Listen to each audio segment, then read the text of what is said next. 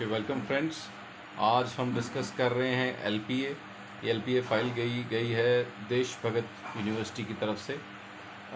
सो LPA में आपको बता दूं, जैसे कि एक होती है रिट पिटीशन जो बिफोर सिंगल जज जाती है before Punjab Haryana high court, और उनके ऑर्डर के अगेंस्ट जब हम चैलेंज करते हैं सो ये जाता है डिवीज़न बेंच को, जहाँ पे 2 जजेस बैठते हैं हाई कोर्ट के। So that is called LPA. Now अब आपको मैंने एलपीए समझा दिया है। अब now we'll talk about the facts of the case. So जैसे कि सिंगल जज ने जो ऑर्डर चैलेंज किया है वो अब 2 जजेस सुनेंगे। सो उसमें क्या रहता है, let us C.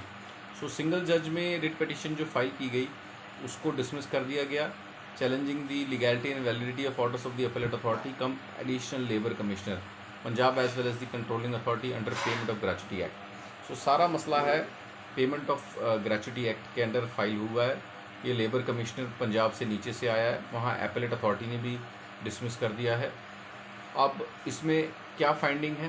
Controlling authority as well as the appellate authority had directed for payment of gratuity based on consolidated wages which according to learned counsel for the appellant employer includes house rent allowance, conveyance allowance, medical, have been kept out of the definition of basic wage. Okay, so जो gratuity हम पे कर रहे हैं वो हम किन basis पे कर रहे हैं, और जो बेसिक वेज है whether these thing will be kept out of this ambit और नॉट। सो सारा जो लॉ पॉइंट है इसके इर्द गिर्द है। जो जजमेंट कोर्ट की है सुप्रीम कोर्ट की, straw board manufacturing versus working, contends that term basic wage is defined in section 2S of the act, includes the basic salary and dearness allowance, nothing else. So वो इस judgement का सहारा ले रहे हैं। वो कह रहे हैं जो बेसिक वेज होता है सिर्फ यही 2 चीज़ें लेती हैं, basic salary and dearness allowance. बाकी जो भी ऊपर लिखा गया है उन सब का उनसे कुछ लेना देना नहीं है। सो जो ग्रेच्युटी मिली है, जो अमाउंट मिला है नीचे कमिश्नर ने ऑर्डर किया है, वो गलत है। सो अब हाई कोर्ट इस चीज़ को एग्जामिन करती है। हाई कोर्ट कहती है कि जो ऑब्जेक्शन आप ले रहे हैं before this division bench LPA में आप ले रहे हैं, वो आपकी आपने नीचे उठाया है कि नहीं, वो कोर्ट देखती है। सो कोर्ट को ये लगता है कि नहीं जी, ये इन्होंने ऑब्जेक्शन नहीं लिया before the controlling authority appellate authority, but जब आपने रिट डाली उसमें आपने दे दिया।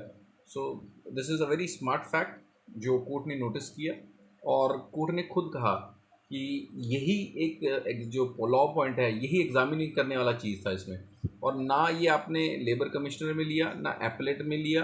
अब सीधा आप हाई कोर्ट में आके इस चीज़ को एग्जामिन करने के लिए कह रहे हैं। सो कोर्ट ने माना कि इन सिचुएशन में आपको एलपीए नहीं, आपको एक रिव्यू पिटिशन फाइल करनी चाहिए बिफोर द सिंगल बेंच, जो इस पॉइंट को एग्जामिन करके he can only pass the order. So once again, ये जो मैटर्स होते हैं काफ़ी कॉम्प्लिकेटेड होते हैं, इंट्रिकेट होते हैं। आप लोगों को उसमें बड़ा ध्यान से इसको देखना चाहिए।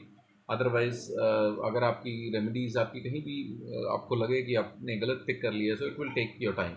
सो होप आप लोगों को जजमेंट पसंद आई हो। मैं ऐसी वीडियोज़ आप लोगों के लिए बनाता रहूँगा। मेरे चैनल को लाइक सब्सक्राइब ज़रूर कीजिए और देखते रहिए लीगल सेवा को। Thank you.